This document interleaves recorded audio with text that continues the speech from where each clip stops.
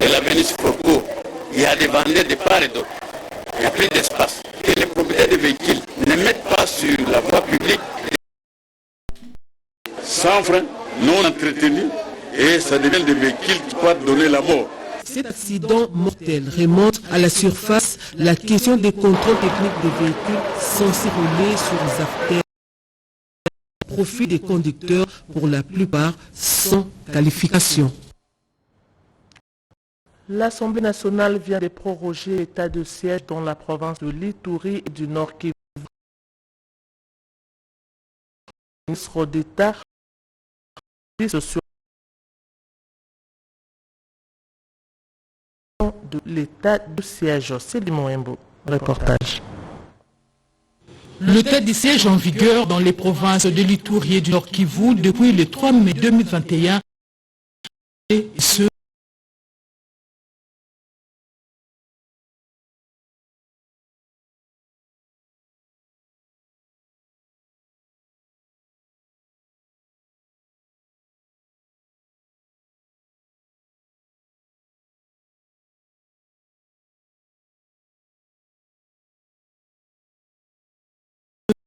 de l'état de siège dans cette partie du pays, l'économie générale du texte a été présentée par la ministre d'État en charge de la justice et garde de Sceaux, Rose Mutombo Kiese, qui précisait devant la représentation nationale que le garant de la nation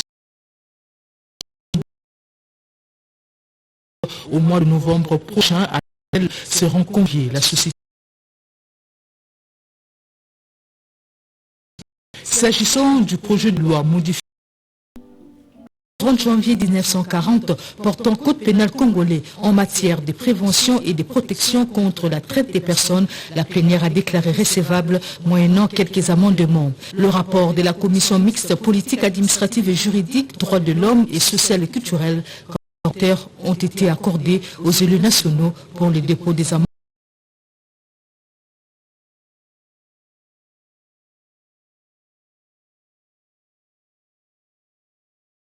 De la francophonie, le Premier ministre Michel Samaloukonde a eu une séance pour avoir la lumière sur la question. Pati Tondwango. Pour une nouvelle fois, l'Organisation internationale de la francophonie son appui technique et son expertise au gouvernement Sama pour l'organisation des 9e Jeux de la francophonie en République démocratique du Congo. Affirmation de Geoffroy Montpetit, administrateur de l'Organisation internationale de la francophonie, reçu par le Premier ministre Jean-Michel Samaloukonde Kyenge à la primature. Les progrès réalisés au niveau des travaux préparatoires ont été également passés en revue par les chefs du gouvernement et la délégation de l'OIF en séjour en République démocratique du Congo. C'est toujours un plaisir de rencontrer le Premier ministre en sa qualité de chef du comité de pilotage des 9e Jeux de la francophonie. Une opération très complexe. On a pu passer en revue toutes les différentes composantes de ce projet. Je suis venu pour voir les progrès qui ont été faits en matière d'infrastructure et pour discuter de la question du village des Jeux qui demeure un problème très pressant pour l'organisation des Jeux. Il n'y a plus de doute possible, la RDC abrite au mois de juillet 2023 les 9e Jeux de la francophonie. Le ministre de l'intégration régionale et francophonie a représenté la 5e conférence du Golfe de Guinée sur la lutte contre le piratage au monde, nous dit Vital Paga. Les pays membres de la Commission des Golfe de Guinée sont déterminés à booster leurs liens de solidarité et de coopération, ce dans les domaines de lutte contre la traite des êtres humains, la pêche illégale et l'exploitation prohibée de ressources naturelles. Le ministre de l'intégration régionale et francophonie, Didier Mazenga Mukanzou, a représenté le chef de l'État. Son Excellence Félix-Antoine Tshisekedi Tshilombo me charge de confirmer ici que la République démocratique du Congo s'engage à payer les arriérés des cotisations telles qu'énoncées lors de la réunion du Conseil de ministres. Et il confirme la candidature de la RDC au poste du secrétaire exécutif adjoint, cela dans le cadre de la solidarité de notre mouvement. D'une organisation à une autre, les patrons de l'intégration régionale et francophonie a ouvert vendredi au Collège des hautes études et de défense la première biennale de la CAC pour une culture de la paix, en collaboration avec le ministère de la Culture. À la plusieurs interventions, dont celle du commandant du collège, le général-major Augustin Moubiaï, du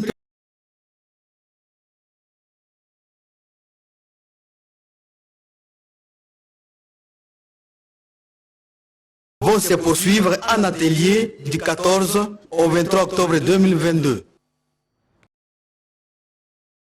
Selon l'élite, vient de voir les jours. L'abbé Christian Ngaza, le recteur de cette université, annonce les débuts des activités pour le mois prochain. Guy Matondo, reporter.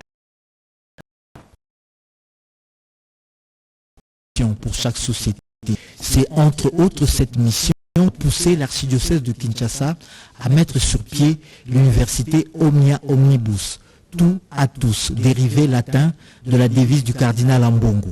Dès le mois prochain, la dernière née des institutions universitaires au Congo va ouvrir ses portes aux étudiants avec des objectifs clairs et précis, comme le confirme le recteur. L'université Omnia Omnibus est l'université de l'archidiocèse de Kinshasa, voulu par le cardinal Ambongo, qui avait décidé de regrouper tous les instituts supérieurs appartenant à l'archidiocèse pour former cette université Omnia Omnibus.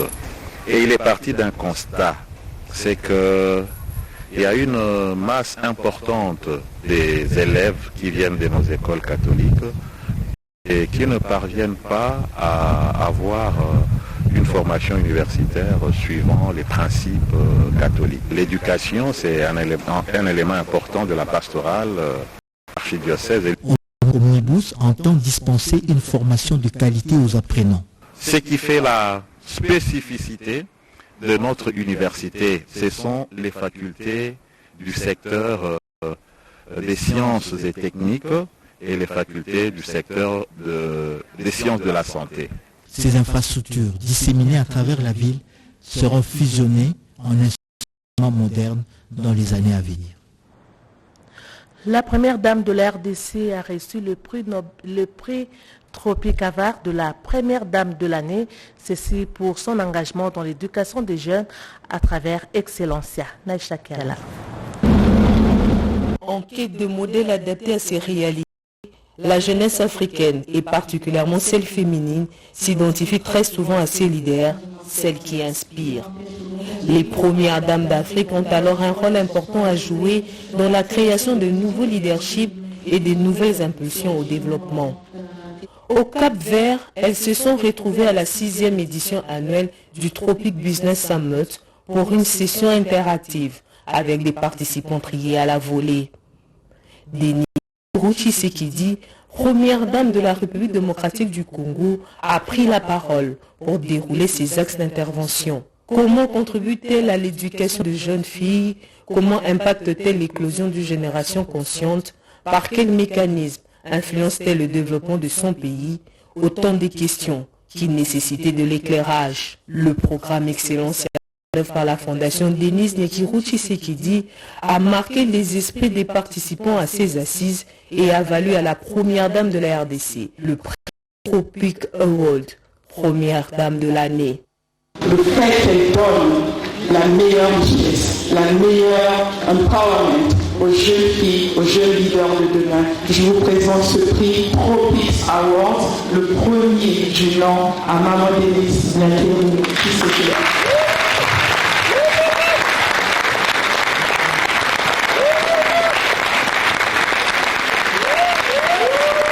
Des échanges avec les premières dames et l'assistance, Denis Nyekiru Tshisekedi avoue s'être enrichi de nouvelles idées.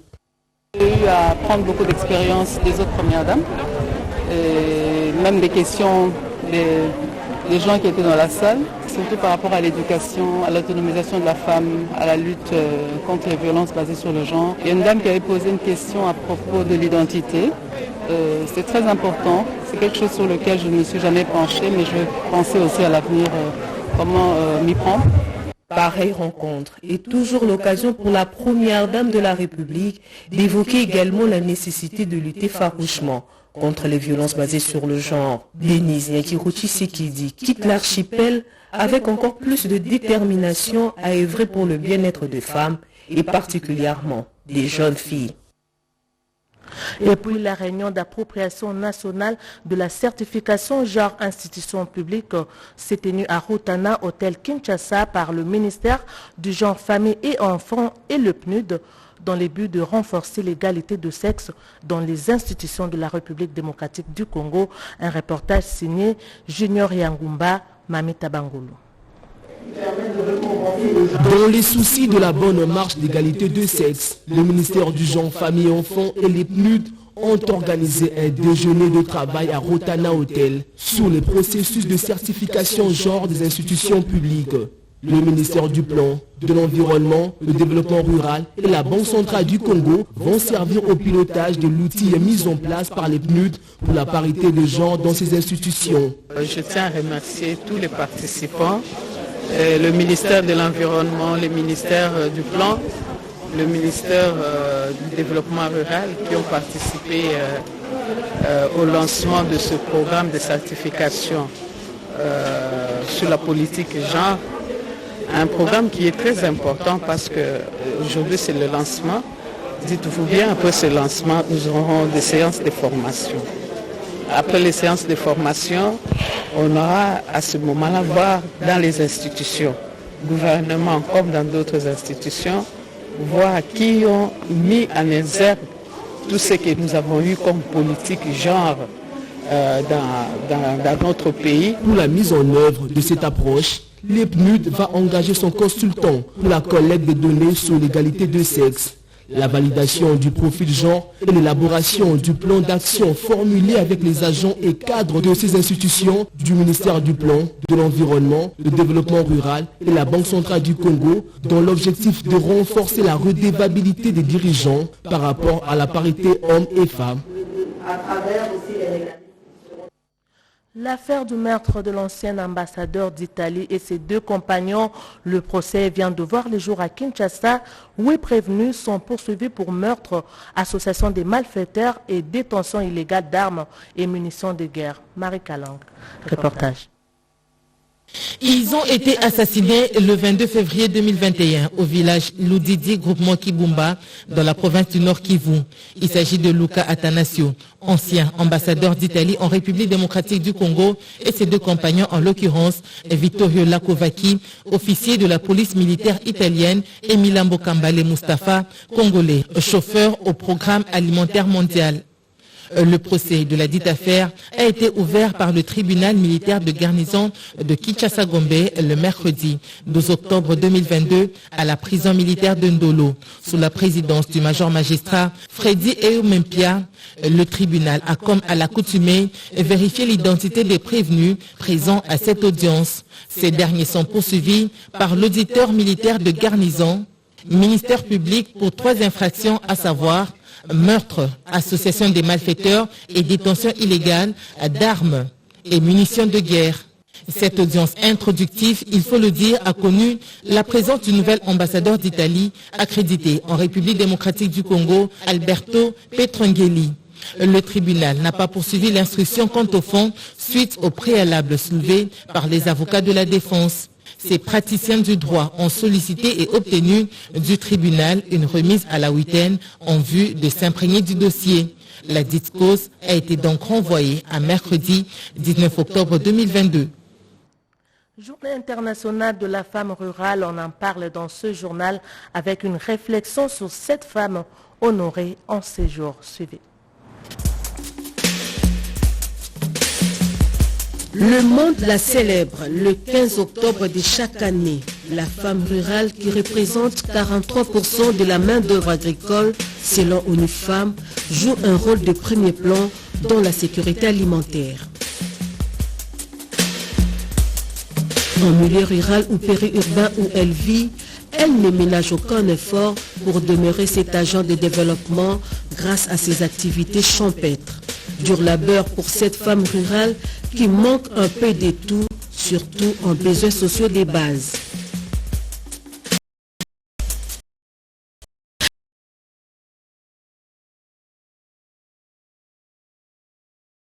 son épanouissement. À cela s'ajoute l'absence des couvertures médicales, l'insuffisance des moyens et des infrastructures adéquates pour ces mouvements, bref, les meilleures conditions de vie pas au rendez-vous.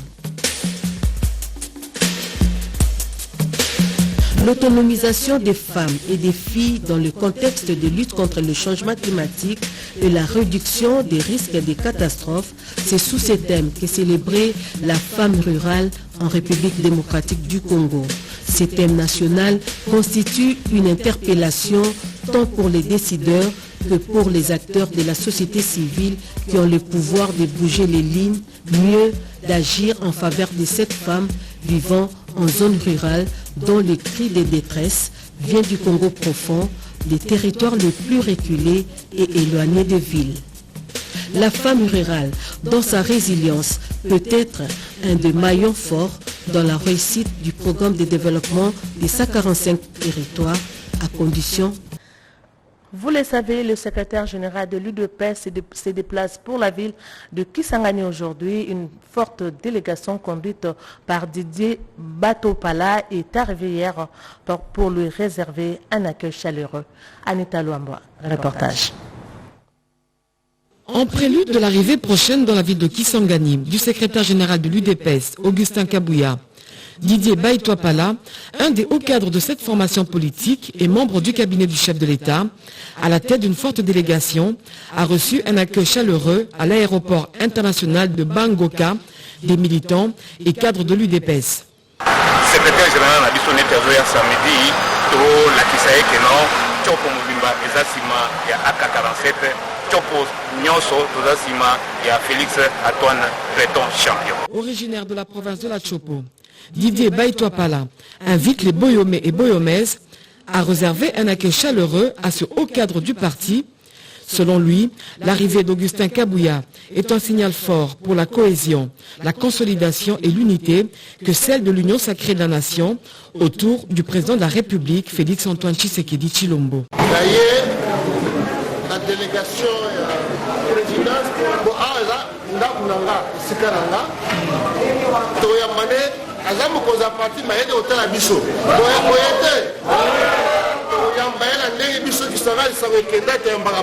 rassembleur et digne fils du terroir, Didier Baïtouapala a sensibilisé les autorités coutumières, les forces vives, la société civile et les militants du parti pour la réussite totale du séjour du secrétaire général Augustin Kabouya qui arrive dans cette ville historique pour redynamiser les membres et cadres de l'UDPS dans la perspective des échéances électorales de 2023.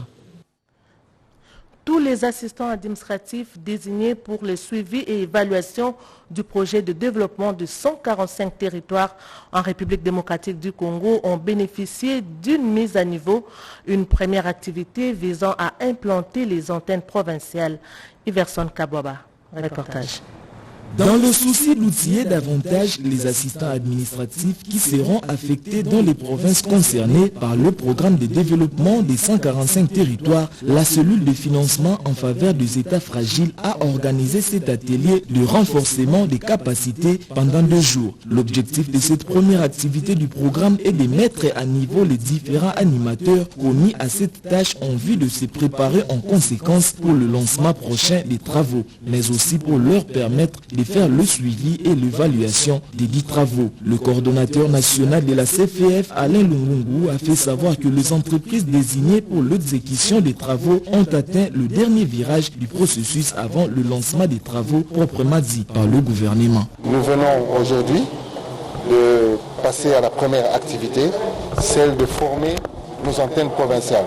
Ensuite, dès que c'est fini, ces antennes vont se déployer la semaine prochaine en province et dès qu'elles seront opérationnelles en province, le lancement va se faire à la fin de ce mois. Ça, c'est le lancement du programme par le gouverneur.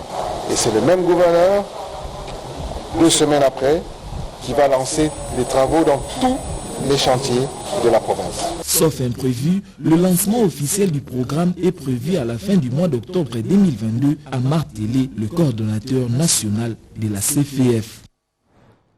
Et puis les matériels commandés pour la RTNC arrivent déjà à Kinshasa le dimanche prochain, retombée de la mission du directeur général Belly Debunga à Bruxelles. José Baïtouambo. Une très bonne nouvelle pour la radio-télévision nationale congolaise. Le premier lot de matériel audiovisuel commandé auprès de la société Studiotech arrive à Kinshasa ce dimanche 16 octobre 2022 à l'aéroport international de Njili. Ce premier lot est composé de studios mobiles avec caméras et autres matériels de production et de diffusion. Je vous montre, donc c'est déjà emballé, c'est mis dans des fly cases. Ça va partir. Tout ça pour les 26 provinces de la République démocratique du Congo. Rappelons que cette livraison est le fruit du partenariat qui lie la radio-télévision nationale à l'AIFES sous la houlette du ministre de la Communication et Médias, Patrick Mouyaya. Les télédistributeurs qui œuvrent sur toute l'étendue du pays doivent à la RTNC. Une réunion s'est tenue au ministère de la Communication avec leurs représentants. De quoi était-il question? Les détails dans ce reportage.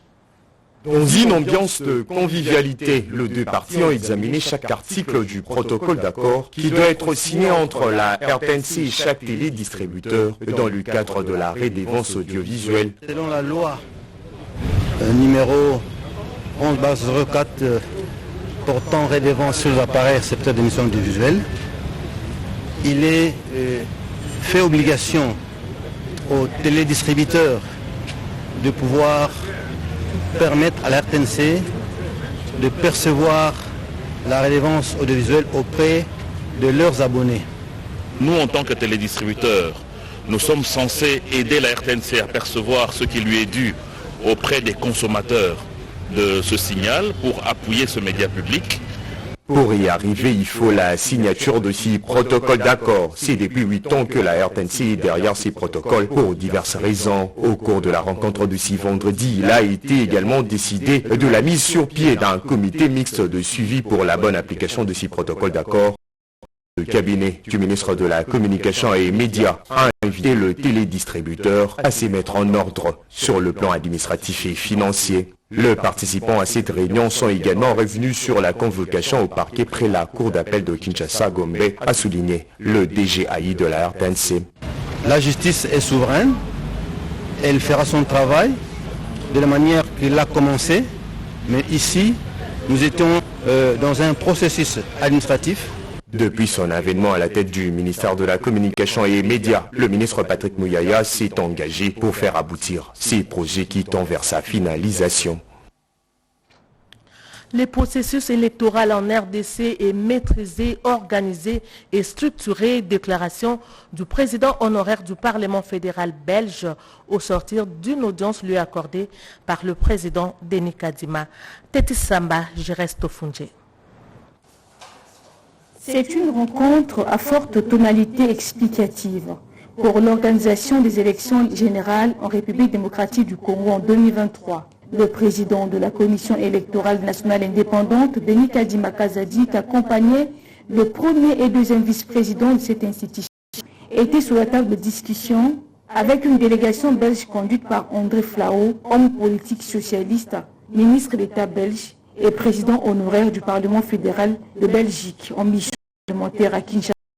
L'entretien avec le président et les deux vice-présidents de la CENI fait partie d'une démarche que j'ai commencée il y a quelques mois d'ici.